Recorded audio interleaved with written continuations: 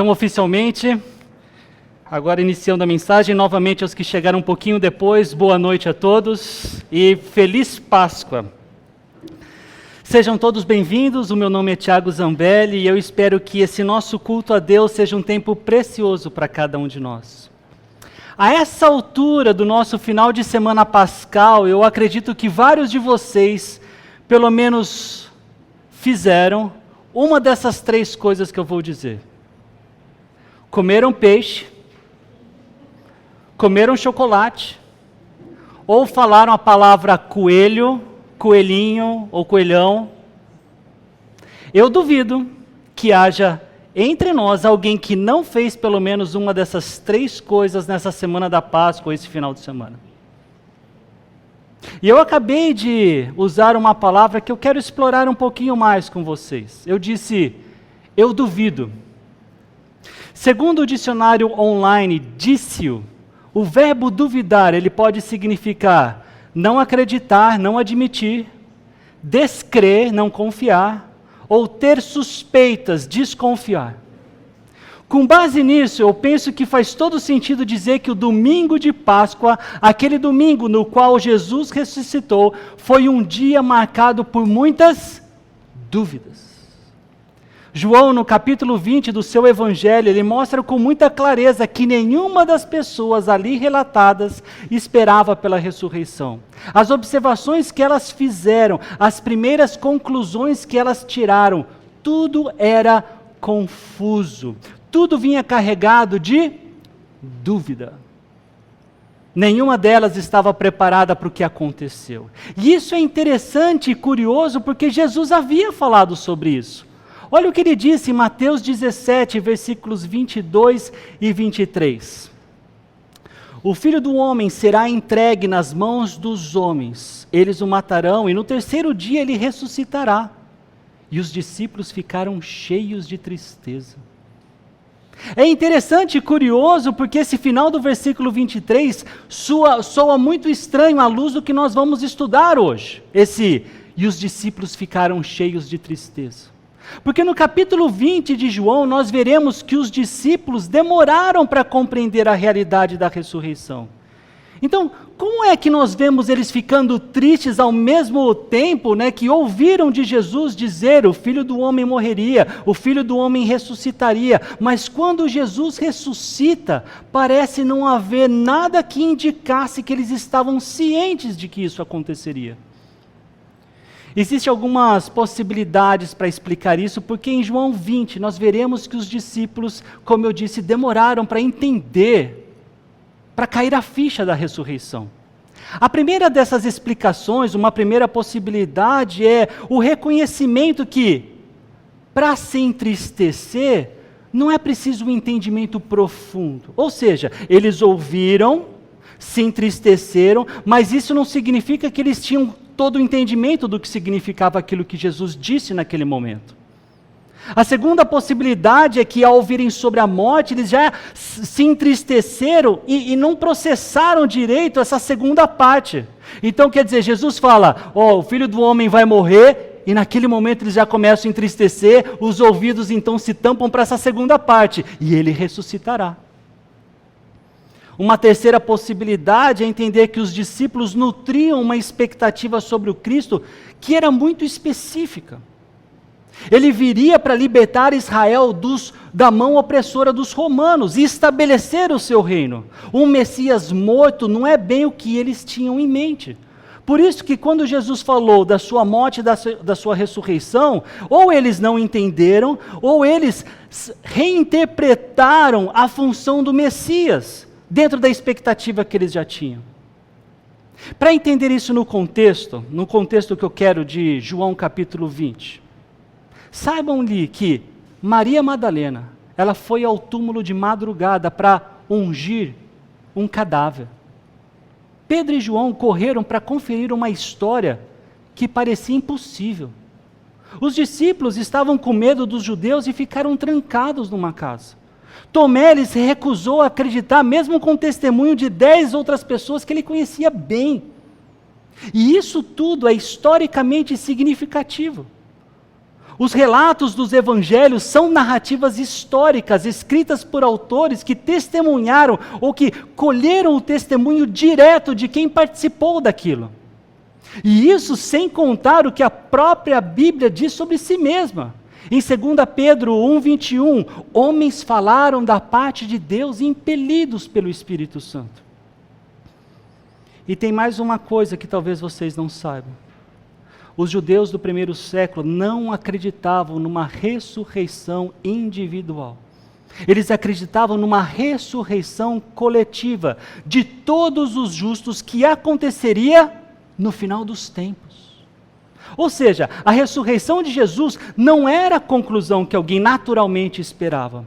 Ela chegou com uma ruptura total daquilo que se pensava, daquilo que se previa. Por isso a ressurreição de Jesus, ela pegou todo mundo de surpresa. E é exatamente isso que torna essa história tão fascinante para cada um de nós hoje, aqui. Faça você parte dessa comunidade da Igreja Batista Fonte ou não. A narrativa de João e dos outros evangelistas narram fatos que são contrários aos argumentos de quem quer provar que a ressurreição tivesse realmente acontecido. Claro, porque a ressurreição não foi uma ideia que os discípulos construíram para se consolarem, mas um evento que pegou cada pessoa dessa história de surpresa e então as transformou.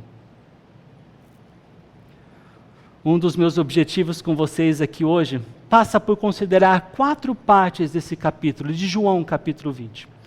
Elas nos ajudam a conhecer melhor os tipos de dúvidas que nós temos sobre a ressurreição, sobre a nossa fé, ou talvez sobre a nossa incredulidade. Meu objetivo é que essas partes nos ajudem a nos certificarmos sobre quem é Jesus, sobre quem de fato ele dizia ser.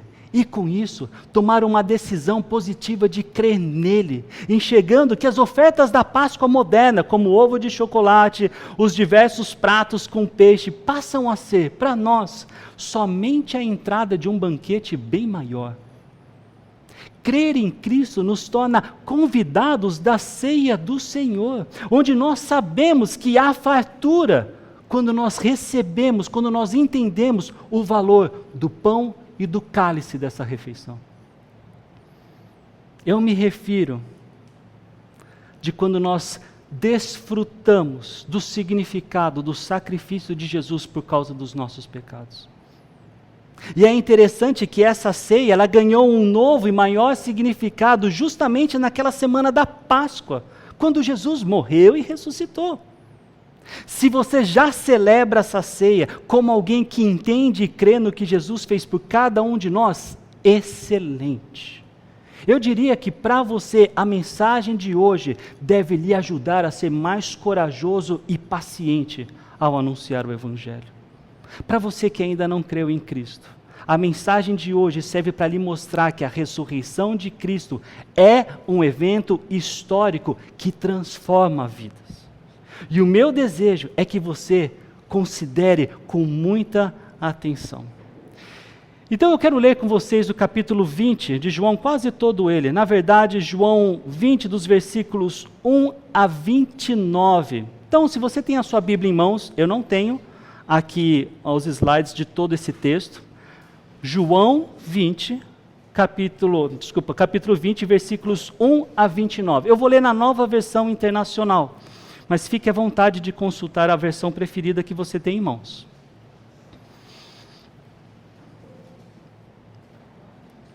O texto bíblico diz assim: No primeiro dia da semana, bem cedo, estando ainda escuro, Maria Madalena chegou ao sepulcro e viu que a pedra da entrada tinha sido removida. Então correu ao encontro de Simão Pedro e do outro discípulo, aquele a quem Jesus amava, e disse: Tiraram o Senhor do sepulcro e não sabemos onde o colocaram. Pedro e outro discípulo saíram e foram para o sepulcro. Os dois corriam, mas o outro discípulo foi mais rápido que Pedro e chegou primeiro ao sepulcro. Ele se curvou e olhou para dentro, viu as faixas de linho ali, mas não entrou. A seguir, Simão Pedro, que vinha atrás dele, chegou, entrou no sepulcro e viu as faixas de linho, bem como o lenço que estivera sobre a cabeça de Jesus. Ele estava dobrado à parte, separado das faixas de linho. Depois, o outro discípulo, que chegara primeiro ao sepulcro, também entrou. Ele viu e creu. Eles ainda não haviam compreendido que, conforme a Escritura, era necessário que Jesus ressuscitasse dos mortos. Os discípulos voltaram para casa. Maria, porém, ficou à entrada do sepulcro chorando. Enquanto chorava, curvou-se para olhar dentro do sepulcro e viu 2 anjos vestidos de branco, sentados onde estivera o corpo de Jesus, um à cabeceira e outro aos pés. Eles lhe perguntaram: mulher, por que você está chorando? Levaram embora o meu Senhor, respondeu ela, e não sei onde o puseram. Nisso, ela se voltou e viu Jesus ali, em pé, mas não o reconheceu. Disse ele: mulher, por que está chorando? Quem você está procurando? Pensando que fosse o jardineiro, ela disse: se o Senhor o levou embora, diga-me onde o colocou e eu o levarei. Jesus lhe disse: Maria. Então, voltando-se para ele, Maria exclamou em aramaico: Rabone, que significa mestre. Jesus disse: não me segure, pois ainda não voltei para o Pai. Vá, porém, a meus irmãos e diga-lhes: estou voltando para meu Pai e Pai de vocês, para meu Deus e Deus de vocês. Maria Madalena foi e anunciou aos discípulos: eu vi o Senhor, e contou o que ele lhe dissera. Ao cair da tarde, daquele primeiro dia da semana, estando os discípulos reunidos à porta trancadas, por medo dos judeus, Jesus entrou, pôs-se no meio deles e disse: paz seja com vocês. Tendo dito isso, mostrou-lhes as mãos e o lado. Os discípulos alegraram-se quando viram o Senhor.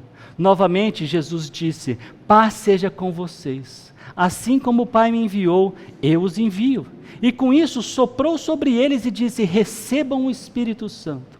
Se perdoarem os pecados de alguém, estarão perdoados. Se não os perdoarem, não estarão perdoados. Tomé, chamado Dídimo, um dos 12, não estava com os discípulos quando Jesus apareceu. Os outros discípulos lhe disseram: vimos o Senhor. Mas ele lhes disse: se eu não vir as marcas dos pregos nas suas mãos, não colocar o meu dedo onde estavam os pregos e não puser a minha mão no seu lado, não crerei. Uma semana mais tarde, os seus discípulos estavam outra vez ali, e Tomé com eles. Apesar de estarem trancadas as portas, Jesus entrou, pôs-se no meio deles e disse: paz seja com vocês. E Jesus disse a Tomé: coloque o seu dedo aqui, veja as minhas mãos, estenda a mão e coloque-a no meu lado, pare de duvidar e creia. Disse-lhe Tomé: Senhor meu e Deus meu. Então Jesus lhe disse: porque me viu, você creu? Felizes os que não viram e creram. Senhor, que a mensagem de hoje seja para aquecer os nossos corações em direção ao Senhor. Que nós entendamos que a ressurreição é este evento incrível que aconteceu na história, narrado pelos evangelistas, testemunhado por tantas pessoas, para que hoje nós soubéssemos a respeito disso. E conhecendo essa história, nós pudéssemos crer e, crendo, viver com base no nome e no poder do nosso Salvador Jesus. Eu te peço, Pai, para que nos ilumine, em nome de Jesus. Amém. Então, como nós lemos, nós vimos Maria Madalena, ela foi ao túmulo ainda de madrugada e viu que a pedra tinha sido removida. A primeira conclusão dela foi imediata: tiraram o Senhor do sepulcro. Percebam, não houve nenhum pensamento sobre ressurreição, nenhuma esperança, nenhuma memória das palavras de Jesus sobre a sua ressurreição. A única explicação que cabia na cabeça de Madalena era a mais óbvia: alguém roubou o corpo. E ela foi correndo contar o que ela tinha visto para Pedro e para João. E o que aconteceu? Pedro e João queriam ver com seus próprios olhos o que ela tinha contado. Então, eles tiraram uma corrida até o sepulcro. João ganhou, chegou lá primeiro, parou na entrada do sepulcro, se curvou, deu uma olhadinha e viu as faixas de linho ali. Ele não entrou totalmente. Pelo contrário, Pedrão, ele foi direto para dentro. E se você conhece o perfil de Pedro, ele é desse cara, quer ser o primeiro, bem impulsivo.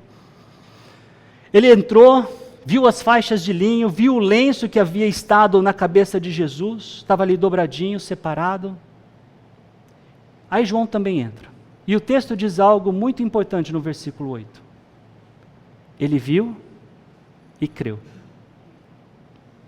Aí a pergunta é, o que exatamente João creu?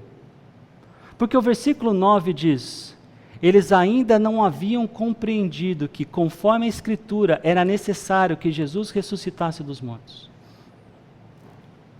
Alguns sugerem que ele simplesmente acreditou no relato de Maria, que o corpo tinha sido removido, que tinha sido isso que ele tinha crido. Mas tendo em vista o contexto, isso é muito pouco provável. A cena toda, a corrida dos discípulos, os detalhes dos panos, o lenço dobrado à parte, tudo isso seria um banho de água fria se João só tivesse crido no que Maria Madalena havia concluído. A conclusão não dava para ser apenas, Maria Madalena, você estava certa. De fato, quando João vê o estado dos panos funerários, ele chega a uma conclusão muito maior. Jesus ressuscitou. E à luz do versículo 9, nós chegamos à conclusão que no caso de João, não foram exatamente as Escrituras. Quando eu estou falando de Escritura aqui, quando o texto está falando de Escritura, não tem ainda o Novo Testamento. Eles têm o Antigo Testamento em mãos. Ele não conclui com base no Antigo Testamento a respeito da ressurreição de Cristo, mas do que ele tinha acabado de testemunhar. Na argumentação de João, isso se torna muito interessante, porque mais para frente, nós vamos ver isso com mais detalhes daqui a pouco, Jesus diz, felizes os que não viram e creram. João creu com base no que ele viu, conforme ensina o versículo 9. E ele não tinha um conhecimento profundo e teológico da ressurreição e nem sabia como tudo aquilo se encaixava nas Escrituras.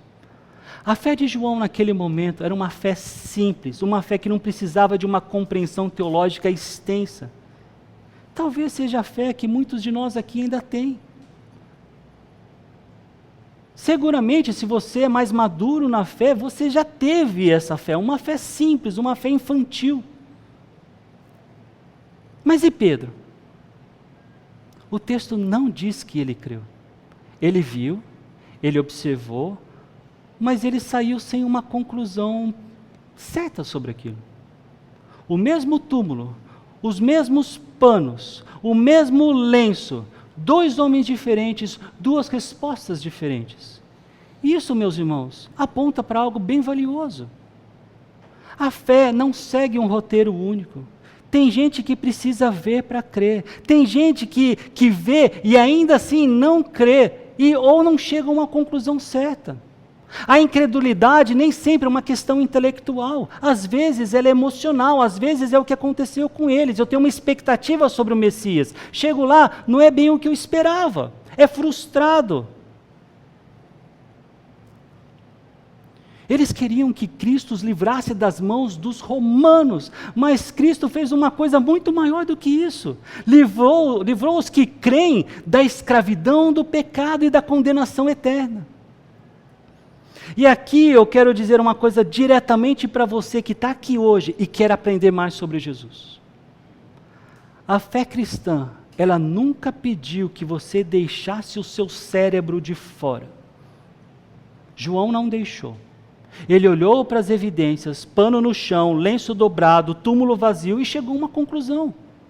Uma conclusão que mudou tudo na vida dele a partir desse ponto. E para que anos depois, ele tenha sido o autor desse livro que a gente está lendo, o Evangelho de João. O túmulo vazio é um fato histórico que pode ser explicado. Da minha parte, eu confesso, eu não tenho fé suficiente para ser ateu. Eu olho as evidências e não consigo chegar a uma outra conclusão, senão Cristo ressurgiu. João creu. Pedro saiu sem resposta. E Maria? Ela ainda estava chorando lá do lado de fora. E é com ela que começa a nossa segunda parte, que eu destaco aqui. Pedro e João, eles foram embora daquela cena. Maria ficou ali de fora do túmulo e ficou chorando. E enquanto ela chorava, ela se curvou para olhar para dentro ali do sepulcro, e quem ela vê? 2 anjos. vestidos de branco, sentados onde o corpo de Jesus havia estado. O texto bíblico diz, um à cabeceira e outro aos pés. E eles perguntaram, mulher, por que você está chorando? E ela respondeu, levaram embora o meu Senhor e eu não sei onde puseram. Percebam, nem a presença de 2 anjos a fez parar para pensar aquilo que ela estava pensando desde o começo. Ela mal reage àqueles 2 anjos. A dor era tão grande, a busca pelo corpo era tão urgente que 2 seres celestiais sentados no lugar onde Jesus havia sido sepultado não foram suficientes para tirar Maria do estado que ela estava. Aí ela se vira. E quem ela vê? Jesus, de pé. Mas ela não reconhece Jesus. E por que ela não reconhece Jesus? Talvez ela estivesse chorando tanto, com tantas lágrimas, que os olhos dela não enxergavam direito. Alguns acreditam nisso. Talvez seja uma possibilidade. O texto diz que ela foi para lá de madrugada. Talvez ainda estivesse escuro. Ou talvez o corpo de Jesus ressurreto não tinha exatamente a aparência que ela se lembrava antes da ressurreição. É possível? É. Mas eu acho que a resposta mais sincera é que Maria não estava procurando Jesus vivo. Ela estava procurando um cadáver. E quando a nossa mente está fixada numa expectativa, ela tem dificuldade de enxergar o que está bem na frente dela. Jesus perguntou, mulher, por que está chorando? Quem você está procurando? E ela pensando que fosse o jardineiro. Ela disse, se o Senhor o levou embora, diga-me onde o colocou, eu o levarei. Ela nem diz o nome de Jesus, ela fala, o levou, onde o colocou, eu o levarei. Como se o jardineiro soubesse automaticamente de quem ela estava falando. Porque para Maria, naquele momento, não havia mais nada além daquilo que ela estava crendo. Jesus preenchia todos os seus pensamentos, pelo menos o cadáver de Jesus.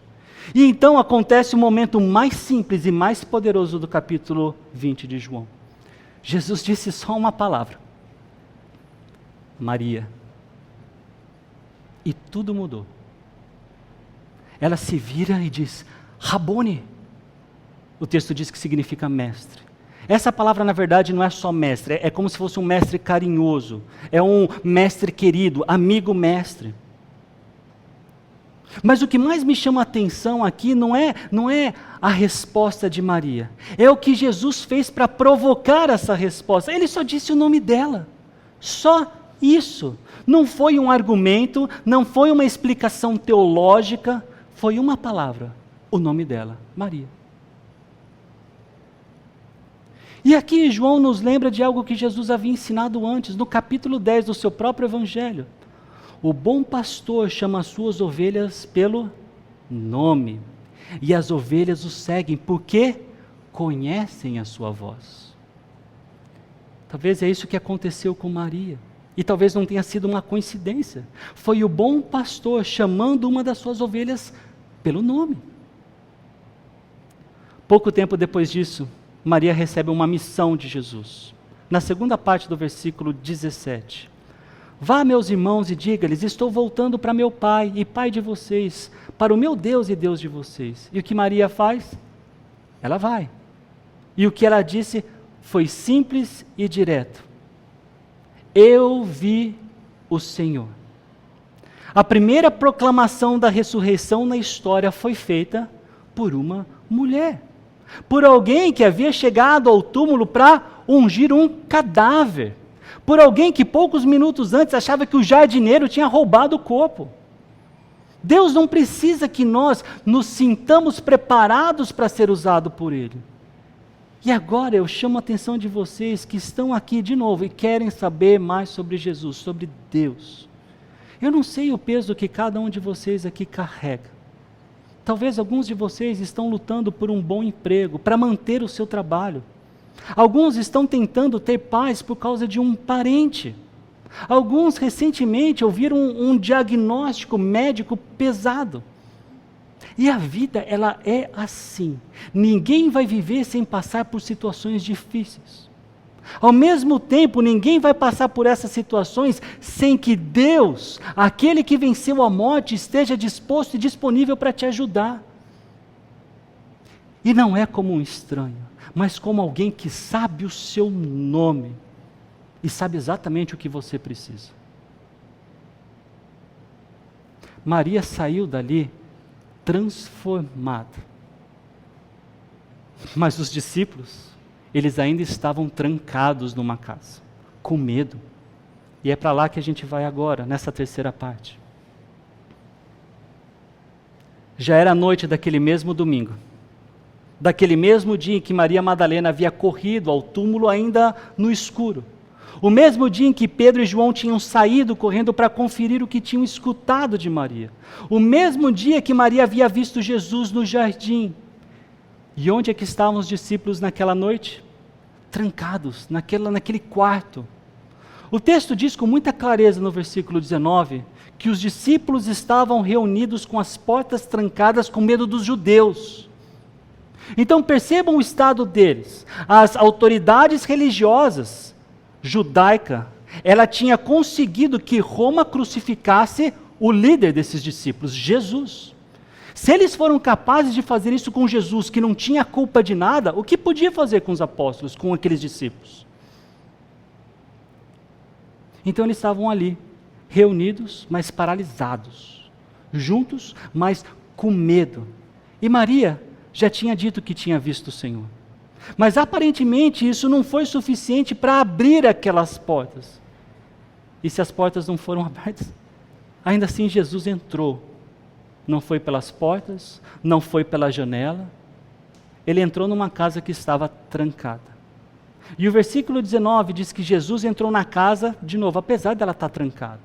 Ele simplesmente apareceu ali, no meio deles, e ele disse: paz seja com vocês.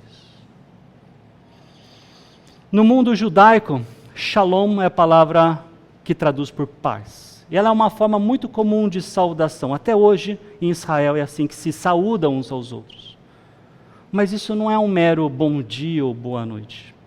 A ideia de shalom é a ideia de um bem-estar completo, das coisas estarem todas indo bem, e não necessariamente porque a pessoa não passa por conflitos e dificuldades. É uma paz que somente tem quem sabe e vive a presença constante de Deus. E é muito interessante pensar que Jesus, antes de morrer, ele havia dito para os seus discípulos, também João registrou isso no capítulo 14, versículo 27. Deixo-lhes a paz, a minha paz lhe dou. Agora, ressuscitado, a primeira coisa que ele diz é exatamente isso: paz seja com vocês. A promessa começou a ser cumprida. Daí o texto bíblico diz que ele mostrou as mãos e o lado, as marcas dos pregos, a ferida do lado onde a lança havia entrado. E o que aconteceu? Os discípulos alegraram-se quando viram o Senhor. Então percebam a sequência: portas trancadas, medo e aí alegria. A situação lá fora mudou? Não. Os judeus ainda estavam lá fora em algum lugar. O risco ainda era real, mas Jesus estava no meio deles e isso mudou. Outro ponto muito interessante, e vale lembrar que eu disse que o propósito dessa mensagem é tanto fortalecer os crentes na sua fé para anunciar o Evangelho, quanto ajudar aqueles que ainda não creem a ver a ressurreição de Cristo como um evento histórico e real e que transforma vidas. Esse ponto é que Jesus mostra, esse ponto que Jesus mostra as suas marcas, as marcas das aflições, do seu sofrimento. É interessante pensar que ele não ressuscitou com um corpo sem marcas. Ele tinha cicatrizes. Deus queria que a humanidade soubesse que o mesmo homem que morreu era o homem que ressuscitou. Ele não era um espírito, ou não era uma alucinação coletiva. Aquele era o Jesus de Nazaré, que há 3 dias estava pendurado numa cruz, recebendo a pena capital por um crime que ele nunca cometeu. Aquele era Jesus, que havia sofrido para pagar pelos nossos pecados. Aquele era Jesus, vivo, em quem agora os discípulos criam, acreditavam. Eu penso que às vezes nós somos muito parecidos com aqueles discípulos. Nós sabemos da ressurreição, nós cantamos sobre a ressurreição, nós afirmamos a ressurreição no nosso credo, naquilo que a gente acredita, mas a gente vive com as portas trancadas, com medo do que as pessoas vão pensar sobre o que nós acreditamos, com medo de falar de Jesus no seu trabalho, na família, com os amigos, com medo de ser diferente, com medo de dizer não.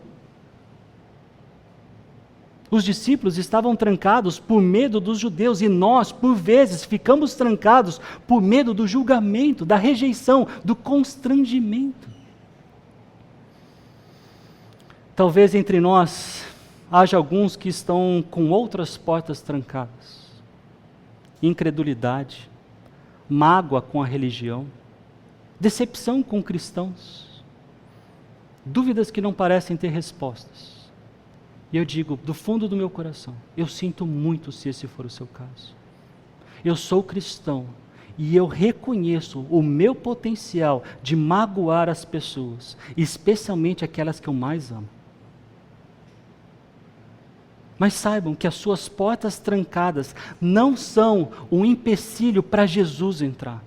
Ele entrou onde ninguém esperava, ele apareceu onde havia medo. A questão nem é se você está preparado, a questão é o que você vai fazer quando ele aparecer. E saiba disso, eu estou à disposição para te ajudar a lidar com isso, e eu sei que vários outros irmãos e irmãs aqui também estão, a buscar e a entender respostas que vocês buscam.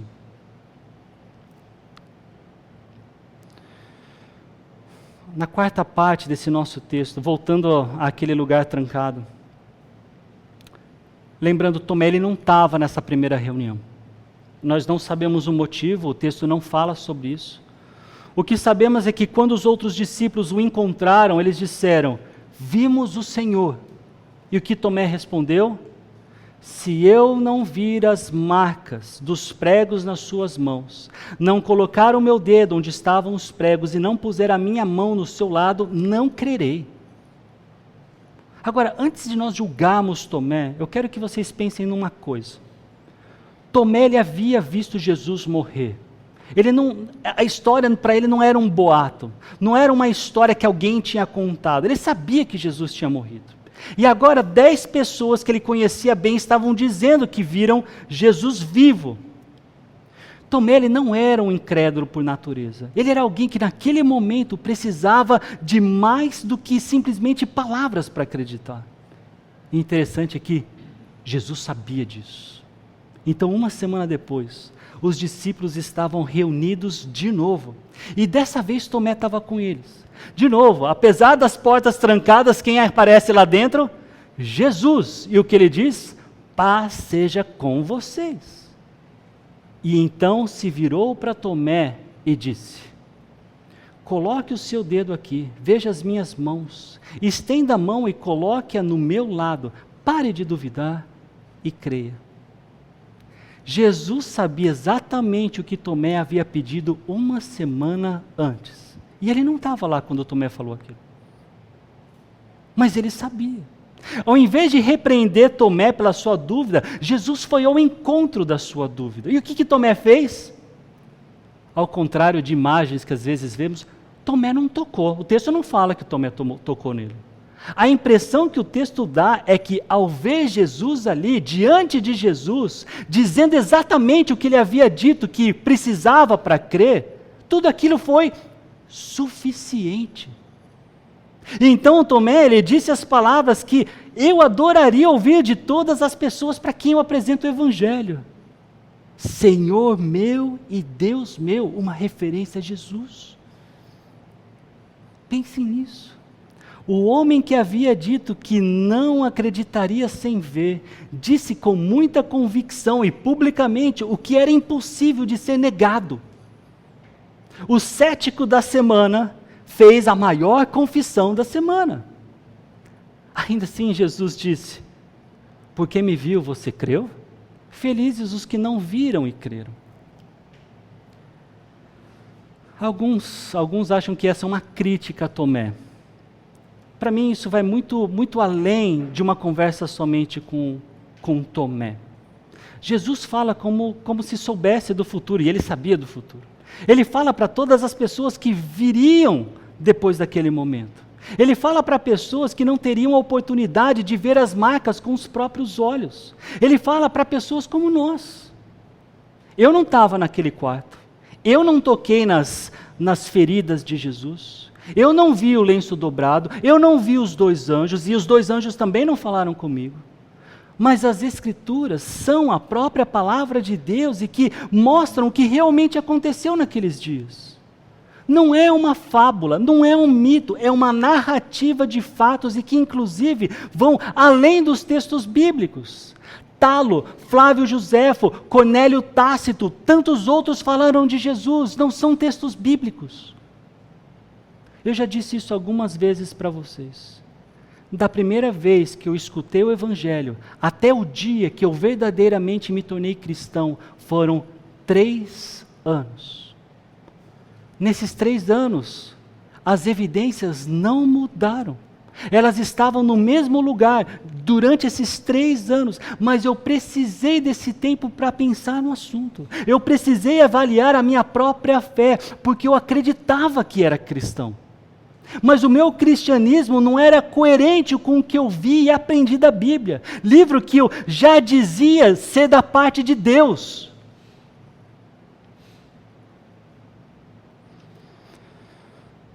Meus amigos e irmãos, depois de tudo isso, João ele escreve 2 versículos que são, na verdade, o propósito dele ter escrito o Evangelho de João, o seu Evangelho, o seu livro.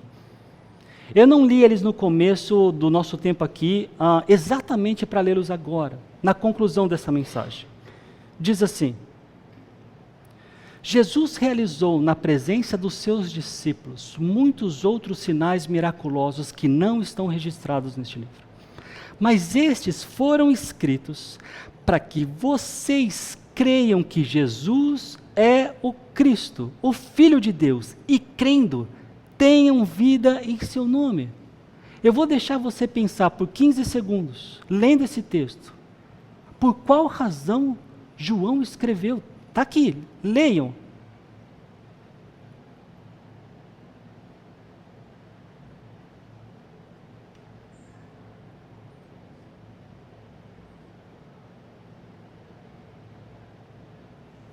João está dizendo, eu escolhi o que coloquei nesse livro, mas havia muito mais. O que eu coloquei aqui tem um propósito, e o propósito é esse, que vocês saibam quem é Jesus.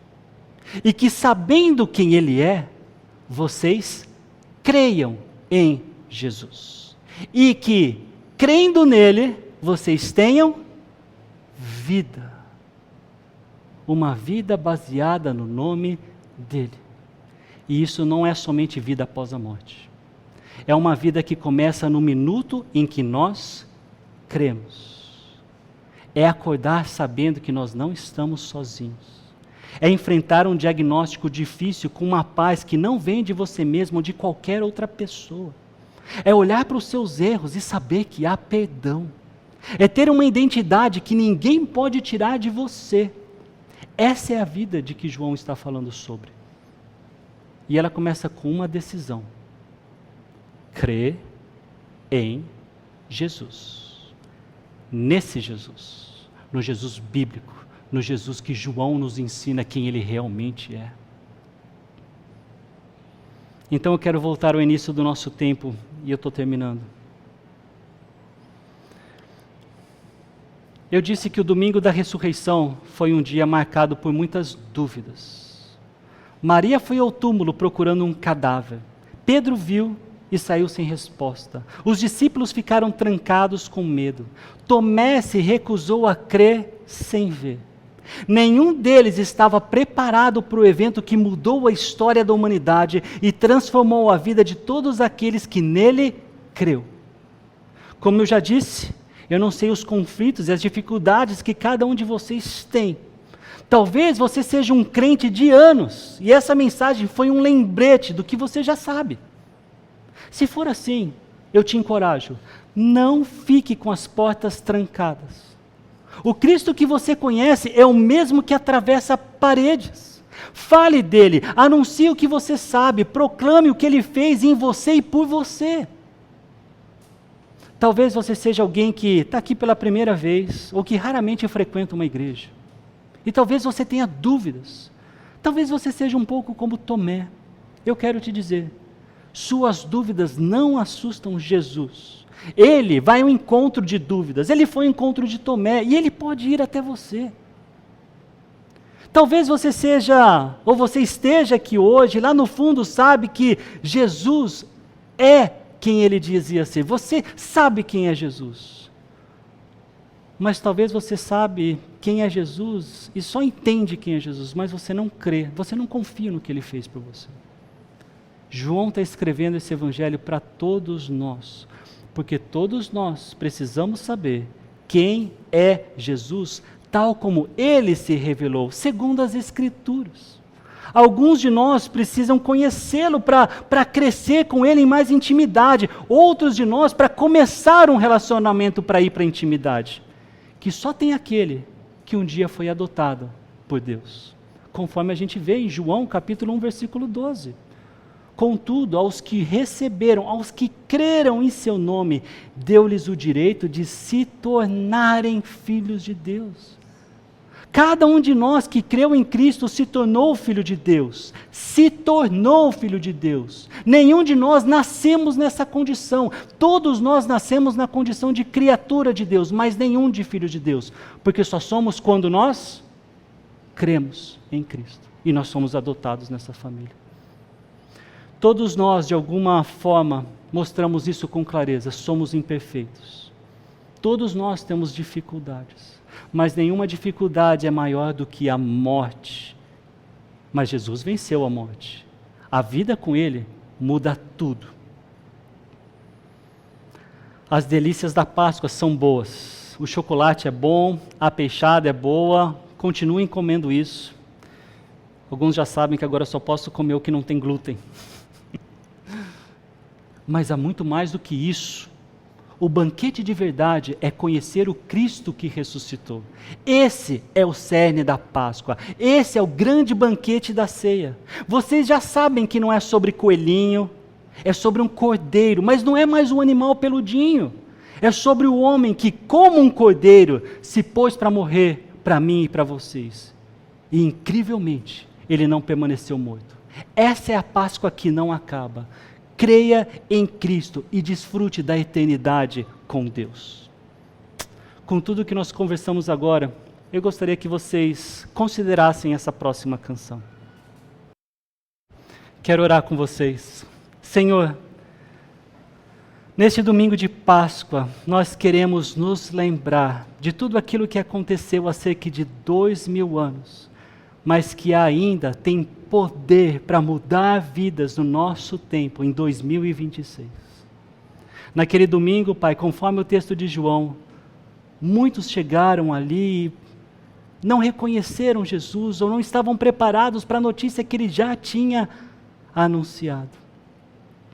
Entre nós, Pai, há pessoas, há irmãos e irmãs, mas há também colegas, pessoas que talvez não tenham entendido, talvez não tenham crido, talvez nem entendido e nem crido.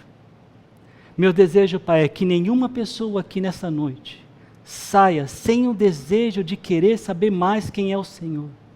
Seja ele crente no Senhor ou não. Porque, Pai, para termos vida, nós dependemos disso. Nós dependemos daquele que é a própria vida, daquele que é a verdade, daquele que é o caminho, Jesus Cristo, o único Salvador. Que a Páscoa, Pai, seja uma lembrança para nós, não de que há chocolate, não de que há reuniões familiares, ainda que tudo isso seja muito gostoso, mas em especial, para que nós nos lembremos que o único Salvador, o Messias, ele veio, ele cresceu entre homens, ele morreu para pagar os nossos pecados, mas ele não permaneceu morto. Ao terceiro dia ele ressurgiu, e essa é a nossa esperança. A esperança de que um dia todos seremos ressurretos, como ele também foi, para viver para sempre ao teu lado, Pai. Obrigado, Pai, por este domingo. Obrigado pelas nossas vidas. Obrigado pela bênção que é conhecê-lo. Eu te peço e te agradeço, Pai, por tudo isso. Em nome de Jesus. Amém.